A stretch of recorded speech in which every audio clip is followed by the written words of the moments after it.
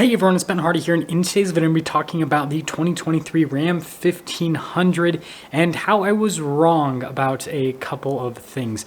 Before we get into the video though, first and foremost, if you want to save time and money the next time you purchase a car, link to my car buying guide in the description down below. With that being said, let's get into the video.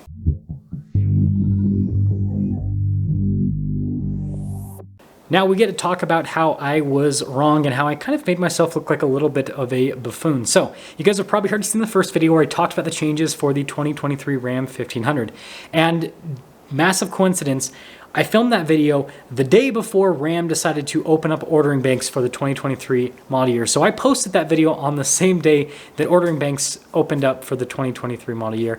And these ordering banks showed that nothing has changed for the 2023 model year, but we need to hold up a second because there are probably still going to be changes, and I'll explain that later in the video. But we need to talk about why Ram opened up the ordering banks a little bit early, and it actually makes complete logical sense once you go over all of the facts. So first off, Ram actually still has a bunch of unfulfilled orders just because they're having supply chain issues like everyone else in the automotive industry. Now they're handling it a lot better than a lot of other manufacturers, Ford and Chevy, just saying. But still, they've got some unfulfilled orders. And we're at the point in the year where if there's any sort of production delays with any of these orders, then they may not be produced until the 2023 year. And it looks really bad when an automaker is delivering a 2022 when it's 2023. And so Ram is being proactive just like a lot of other automakers and basically saying, okay, let's just switch the model year on these orders we haven't fulfilled yet. And so if you have an order for a Ram that hasn't been picked up yet, you probably are going to have that switch to a 2023 now just because of the time of the year we're in. And so that's what they're doing. And again, this is a thing that always happens in the auto industry. And you guys probably have noticed on my main channel that I've been posting a bunch of reviews on 2023s that are already delivered at dealerships, and that's just kind of how things work. The new model year always gets released kind of 6 months early at this point, which is just the thing. And the other part of it is frankly advertising, right? Because right now, if you go and look up used cars, there's plenty of used 22s online right now.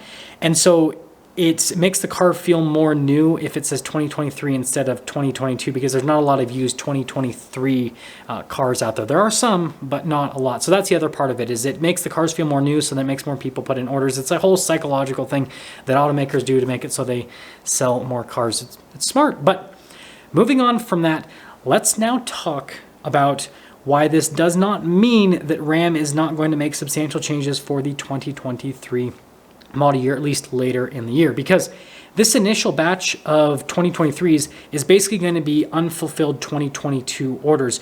So yes, they are 2023s, but they're not going to be 2023s in the sense that they're going to be the changed 2023s. And again, with our current market, this makes complete sense because these are people that were already willing to buy a 2022 truck in terms of what it was. And so Ram's like, okay, well, these people don't care about the changes, so let's just slap on a 23 model year and sell them a truck, and it'll be straightforward and easy, and it won't cause any sort of crazy production delays like what could potentially happen with some of the changes with the new truck, especially since they are going to be adding a new powertrain. So for the initial batch of 2023s, we'll call them 2023s, 2023.0s is basically what we'll call them. Not going to be any changes. Now, what Ram will probably do in the next few months is they'll probably officially announce, hey, this is the new powertrain we're going to be putting in the 2023 Ram 1500. Again, the Hurricane powertrain that has around 400 horsepower and high 400s for the torque, and is going to get substantially better fuel economy compared to the Hemi, because if you read the whole Stellantis media packet, they say that the lower output version of this powertrain is all about fuel economy, whereas the high output version is all about power. And again, I talked about this in the first video that they might put the high output version in the Ram 1500. We will see, but the low output version, we will for sure get that in the Ram 1500. Now, will we get it in the 2023 model year? Again, it is up in the air, but I do think that there is a pretty high chance, because I think this is going to be the .5 version of the 2023, so the 2023.5. Similar to what Chevy did with the refreshed version of the Silverado. You had the limited edition Silverado, which was sold for the first part of 22, and then you had the refreshed version of the Silverado, which is being sold for the second half of 2022.